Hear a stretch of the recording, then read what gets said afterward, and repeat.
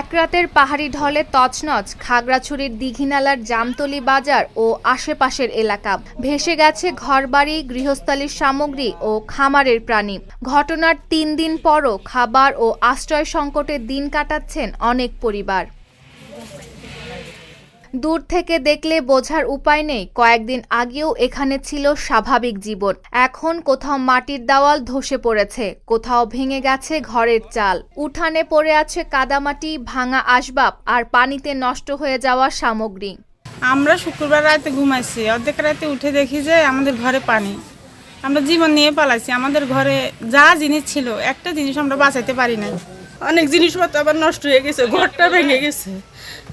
আমার ছেলে হয়েছে ভাইয়া ডায়াবেটিসের রোগে, কোনো কিছু করতে পারে না। আমার স্বামী ডেলি কাজ করে। এই ঘর যে আমি কি করে ঠিক করবো আমি জানি না। অতি ভারী বৃষ্টি ও পাহাড়ি ঢলে হঠাৎ পানির স্রোত নেমে আসে জামতলী বাজার ও আশেপাশের এলাকায়। মুহূর্তেই তলিয়ে যায় বসতবাড়ি। মালামাল সরানোর সুযোগ না পেয়ে জীবন বাঁচাতে ঘর ছেড়ে নিরাপদ আশ্রয়ে ছুটে যান অনেকে। লোডশেডিং কিংবা ঘরের বাইরের তীব্র গরমে ওয়ালটন রিচার্জেবল ফ্যান থাকলে থাকবে শুধু বাতাস আর বাতাস। কেউ আমাদেরকে সাহায্য দেয় না, এক মুঠো চাউল পৌঁছতে দেয় না, এক মুঠো ভাত পৌঁছতে না। এখনো পর্যন্ত স্যার রান্না করে খাইতে পারতেছি না। দেখেন না আপনারা চুলো টুলো কিরকম অবস্থা।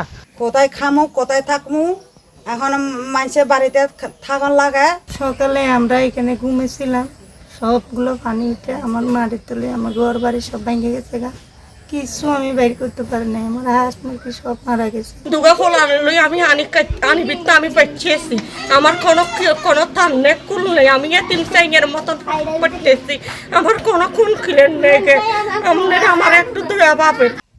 শুধু বসতবাড়ি নয়, ক্ষতিগ্রস্ত হয়েছে স্থানীয় খামারও। জামতলীর খামারি ইয়াসমিন আক্তারের প্রায় ১৫০০ মুরগি পানিতে মারা গেছে। ভেসে গেছে খাদ্য ও সরঞ্জাম। ঋণের বোঝার মধ্যে নতুন করে বড় ক্ষতির মুখে পড়েছেন তিনি।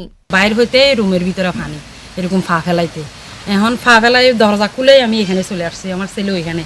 এরা বুড়ো ডাকতে ডাকতে পানি হুরুস্তুল পানি চলে আসছে। আমি আর মুরগি কিছু করতে পারিনি। ঘটনার ৩ দিন পেরিয়ে গেলেও অনেক এলাকায় পর্যাপ্ত সহায়তা পৌঁছায়নি বলে অভিযোগ স্থানীয়দের। ক্ষতিগ্রস্তদের দাবি শুধু তাৎক্ষণিক খাদ্য সহায়তা নয়, প্রয়োজন দীর্ঘমেয়াদী পুনর্বাসন। ঘর পুনর্নির্মাণ ও জীবিকা ফেরাতে সরকারি সহযোগিতা চান তারা। ক্ষতিগ্রস্ত এলাকা আমি পরিদর্শন করেছি, আমরা অ্যাসেসমেন্ট করার চেষ্টা করছি ঠিক কী পরিমাণ ক্ষয়ক্ষতি হয়েছে। অ্যাসেসমেন্টের কাজ এখনও চলমান। কাজটি শেষ করা হলে সরকারি যে বরাদ্দটা আসবে, এই বরাদ্দটা আমরা ক্ষতিগ্রস্ত পরিবারের মাঝে আমরা এটা বিতরণ করব। এক রাতের পাহাড়ি ঢলে ঘর, সম্পদ ও জীবিকার বড় অংশ হারিয়েছে দীঘিনালার বহু পরিবার। বৃষ্টি থেমেছে, কিন্তু থামেনি তাদের দুর্ভোগ। এখন ঘর পুনর্নির্মাণ ও স্বাভাবিক জীবনে ফেরার অপেক্ষায় ক্ষতিগ্রস্ত পরিবারগুলো। Desk report, Dhaka post.